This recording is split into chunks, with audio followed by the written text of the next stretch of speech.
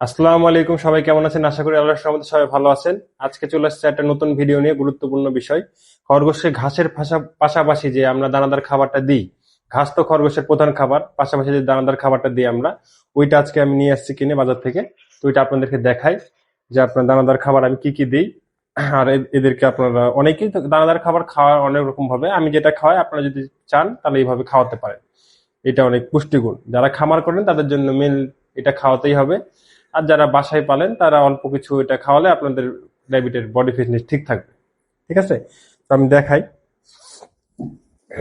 এই যে আমি বাজার থেকে কিছুক্ষণ আগে নিয়ে আসছি। আমি এগুলো অল্প পরিমাণে নিয়ে আসি, কারণ হচ্ছে আপনার বেশি যদি নিয়ে আসি না, এগুলো হচ্ছে ভুসি আইটেম, এগুলো না আপনার ফাঙ্গাস জমে যায়, রোদে দিতে হয়, এই করতে হয়, এটা ঝামেলা। আমি যদিও এনে রোদে দিই মাঝে মধ্যে, কারণ গরমের সময় কারণ রোদে দিচ্ছি না।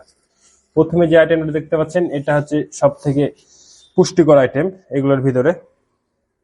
এটা হচ্ছে আপনার বুট বা ছোলা বলে অনেকেই, ছোলার খোসা।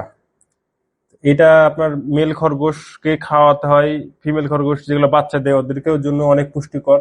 ঠিক আছে, আপনার মেল খরগোশকে অনেকে আছে বুট ভিজিয়েও খাওয়ায়, যাতে করে ওদের প্রজনন ক্ষমতা ঠিক থাকে। তো এই খোসাটা যদি আপনারা ঠিকভাবে খাওয়ান, তাহলে আপনাদের ওই যে বুট ওইভাবে করে ভিজিয়ে খাওয়ানোর প্রয়োজন পড়বে না। তো এটার পরিমাণ হচ্ছে দিয়ে আমি মোট 5 কেজির মতন আমি খাবার বানাবো, তার মধ্যে এটা থাকে হচ্ছে 1 কেজি। ঠিক আছে, এটা আপনারা অবশ্যই দিবেন, 1 কেজির বেশি দিবেন, এটা বেশি দিলে খরগোশের পেট খারাপ করবে। পরিমাণ অনুযায়ী সবসময় দেওয়ার চেষ্টা করবেন, এটা বেশি ওটা কম করলে সমস্যা। কারণ খরগোশ হচ্ছে আপনার দানাদার খাবার ওই রকম ভাবে হজম করতে পারে না। আমাদের যেহেতু অভ্যাস হয়ে গেছে, এর জন্য অল্প অল্প করে আপনারা দিয়ে অভ্যাস করবেন, যারা কখনোই খাওয়ান নাই। পরবর্তীতে এটা হচ্ছে, আমরা বলি রাজশাহীর লোকাল ভাষায় এগুলোকে মটর বলি, অনেকে আছে এগুলোকে ঢাকাতে ডাবলি বলে।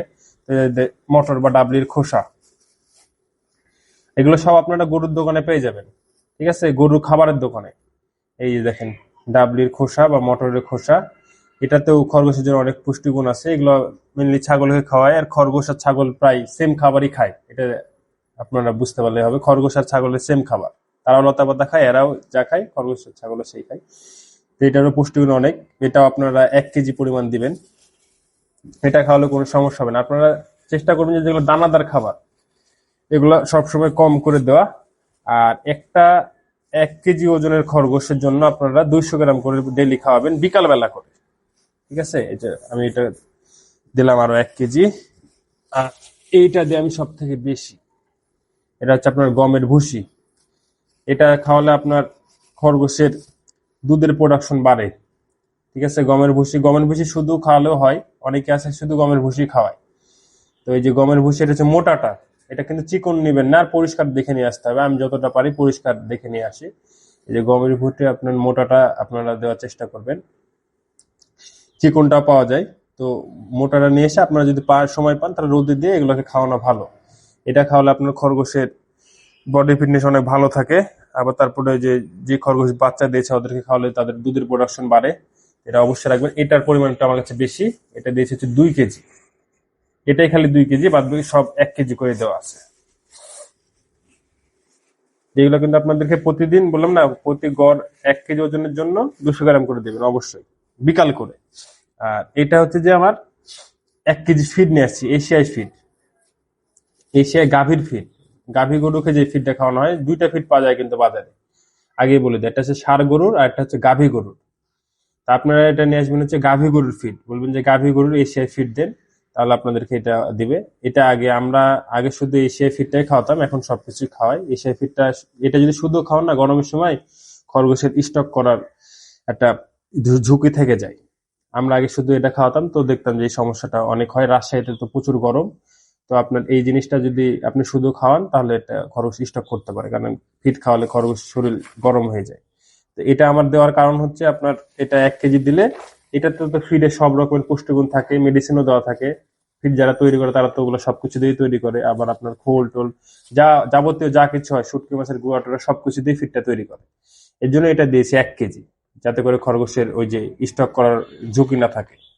যদিও আগে আমরা এটাই 200 গ্রাম করে খাওয়াতাম, এখন এটা আপনার 1 কেজি দিই। ঠিক আছে, যে এই শেফির এই সবগুলো নিয়ে মিক্স করে নিই, মিক্স করার পরে আপনার যে 200 গ্রাম করে আইডিয়া করা আছে আমার বাটিতে, তারপরে দিই। আমি আপনাদেরকে খাওয়িয়ে দেখাই। ঠিক আছে, এই যে এগুলো আপনারা এগুলো দিতে পারেন, এগুলো খাওয়ালে কোনো সমস্যা হবে না, আমি যেভাবে বললাম। আপনার খরগোশ যদি নতুন হয়ে থাকে, যে আপনি নতুন এটা খাওয়াচ্ছেন, আমরা তো অনেকদিন ধরে খাওয়াই, আমাদের খরগোশ অভ্যস্ত, এটার জন্য বসে থাকে বিকালে তারা। তো শুধু এটা খাওয়াই খরগোশ পালন করা যাবে না, খরগোশকে সবসময় ঘাস দিয়ে রাখবেন, আর বিকাল হলে এটা তাদেরকে দিবেন। আমি আপনাদেরকে একটু দিয়ে দেখাই, দেখেন খরগোশ খাওয়ার জন্য কি করছে, আমি এটা তৈরি করছি আর তারা খাওয়ার জন্য বের হয়ে আসছে। দেখেন এটা দেওয়া মাত্র একটা আইডিয়া করে আমি দিলাম, আমার একটা আইডিয়া হয়ে গেছে। আপনারা দরকার বলে মাপ করে একটা বাটি রেখে দিবেন। এই দেখেন তাড়াহুড়া লাগিয়ে দিয়েছে, একজনকে দিলে আরেকজন। এই দেখেন খাওয়ার জন্য বের হয়ে আসছে, দেখছেন? তো এই ছিল আপনাদের এই যে ভুসি খাবার, কি দিবেন না কি দিবেন না। তো আপনারা অবশ্যই এই ভুসি খাবারটা খরগোশকে দিবেন। খরগোশের এই দানাদার খাবারটা অত্যন্ত জরুরি, এটা না দিলে খরগোশ ঠিকভাবে বাচ্চা কাচ্চা করবে না, খরগোশের বডি ফিটনেস কমে যাবে। এই যে দেখেন এটা আমার বাচ্চা দিয়েছে, ওর ওইরকম বডি ফিটনেস পড়েনি, খালি ওর পশম গুলা ও নিজে তুলে আপনার বাচ্চার যখন দিয়েছিল তখন ওর ভিতরে দিয়েছি, কারণ একটু পশম কম মনে হতে পারে, এছাড়া তো আমি পশম কেটেও দিই। তো দানাদার খাবার যেটা দিবেন আমি তো দেখালামই, আপনারা চাইলে আরো অনেক কিছু অ্যাড করতে পারেন, মুগের ভুসি, অ্যাঙ্কারের ভুসি, ঠিক আছে, এগুলাও অ্যাড করতে পারেন অল্প পরিমাণ করে, হাফ কেজি করে আর 3-4টা ভুসি অ্যাড করতে পারেন, কোনো সমস্যা নাই। কিন্তু দানাদার খাবার যেমন গম ডাইরেক্ট দিবেন না, ওটা হজম করতে পারবে না, খরগোশ পাতলা পায়খানা যাবে। ভুট্টা ভাঙা ডাইরেক্ট দিবেন না, তাহলে ওদের সমস্যা হবে, দানাদার দানা হচ্ছে খরগোশ হজম করতে পারে না। তো এই ছিল আমার ভিডিও টপিক। আপনাদের যদি কোনো প্রশ্ন থাকে বা খরগোশ সম্পর্কে কোনো কিছু জানতে চান, আমার জ্ঞান থেকে যতটুকুটা পারি আমি সাহায্য করবো। আপনারা অবশ্যই কমেন্ট করবেন, আমি কমেন্ট করলে আমার নাম্বার, হোয়াটসঅ্যাপ নাম্বার দিয়ে দেবো ওইখানে, আপনারা আমার সাথে যোগাযোগ করে কোনো সমস্যা হলে আমি অবশ্যই সাহায্য করবো। সবাই ভালো থাকবেন, আল্লাহ হাফেজ।